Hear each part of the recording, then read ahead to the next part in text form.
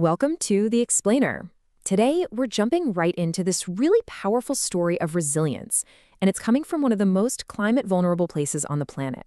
We're going to look at a project in coastal Bangladesh that's using education, well, not just to teach, but literally as a tool for survival. Okay, so let's start here. To really get what they're doing, you first have to understand what's at stake. We need to set the scene in coastal Bangladesh because the scale of the challenge, it's huge. So you see this number, 580 kilometers. That's not just some abstract distance. It's the coastline of Bangladesh, and it is teeming with life. Think about it. You've got everything from the famous beaches of Cox's Bazar all the way to the Sundarbans, that critical mangrove forest. And millions of people call this place home. Their entire lives, their culture, their economy, it's all tied to the ocean.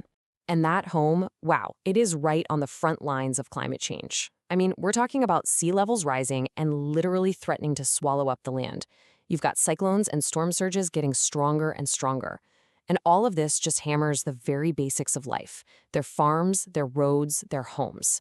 You can see how this puts everything at risk: their jobs, their ability to feed their families. The stakes here, they couldn't be higher. So when you're up against all that, where do you even start? Seriously, what kind of tool could possibly be strong enough to help people fight back against forces like these? Well, this local group, Nirmol Bangladesh, they have an answer. And for them, it's a definite yes. Their whole idea is built on this. Before you can build seawalls or storm shelters, you have to build something else first. You have to build understanding. They believe the most powerful tool isn't concrete or steel. It's a new kind of literacy. And that's what this is all about: ocean literacy. It sounds simple, but it's actually a pretty profound idea. It's not just memorizing facts about fish or tides. No, it's about getting that two-way street, understanding how the ocean's health directly impacts you, your safety, your job, and this is the key part, how your actions, your community's actions, impact the ocean right back. It's all about forging that deep, fundamental connection. Okay, so get a load of this number, because it really shows you how big they're thinking. 10 million. That's how many coastal people they're aiming to train. This isn't some small pilot study, right? This is a massive, ambitious plan to create an entire community, a whole generation that's truly ocean literate.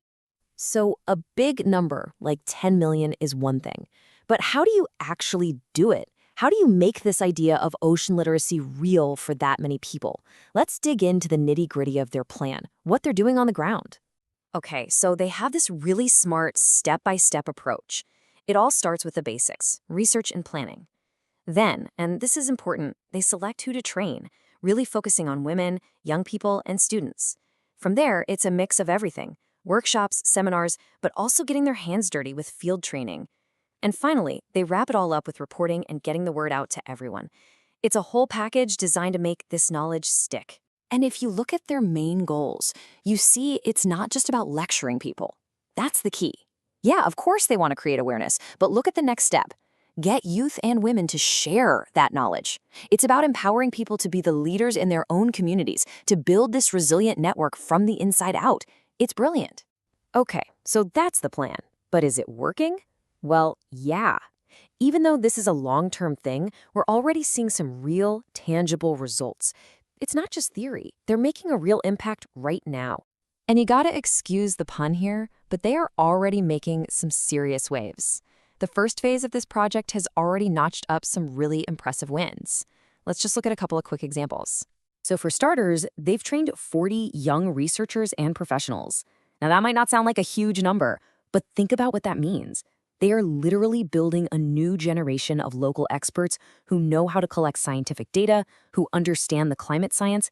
It's about creating that homegrown expertise to solve homegrown problems. And check this out. They went straight into the schools. In just one workshop, they got over 300 high school students and teachers involved. By doing that, they're making sure this knowledge isn't just a one-off thing. It's becoming a core part of what the next generation learns. And this right here, this is that empowerment strategy in action. They've designated more than 20 university students as young climate leaders. So now it's not just the organization talking, it's students talking to other students, driving the conversation on campus. It's that peer-to-peer thing, and it is so powerful. I love this quote from one of their reports because it just shows you how this all comes together in the real world. After a cyclone hit, the team didn't just show up with aid packages. They did that, of course, but they also collected crucial data. They turned a disaster into a learning opportunity, showing the community, right then and there, how understanding these events is the key to being better prepared next time. And their outreach is this really smart, two-pronged attack. You can see it here. On one hand, they go big. A documentary gets over 100,000 views, spreading the word far and wide. But at the same time, they go deep. They do these targeted beach campaigns, working directly with smaller groups, which then has a ripple effect on thousands more. It's that balance between broad awareness and that essential hands-on work. Okay, so they've got this great momentum going, so what's next? What's the long game here? Let's take a look at their vision for the future. Right, so this is not a flash in the pan. We're looking at a 10-year plan here, broken down into 5 phases, all the way to 2030. You can see they're in phase 2 right now, building on what they've already accomplished. This whole structure is set up to create change that actually lasts. And the end goal, it's a total transformation of the region. I mean, look at these outcomes. You've got the 10 million plus people who are ocean literate. You've got over 10,000 new jobs that are built around climate resilience. You've got real economic stability for these coastal areas. And, to top it all off, getting this stuff into the mainstream school textbooks. That's how you make it permanent. So all of this brings us back to that one big question, right?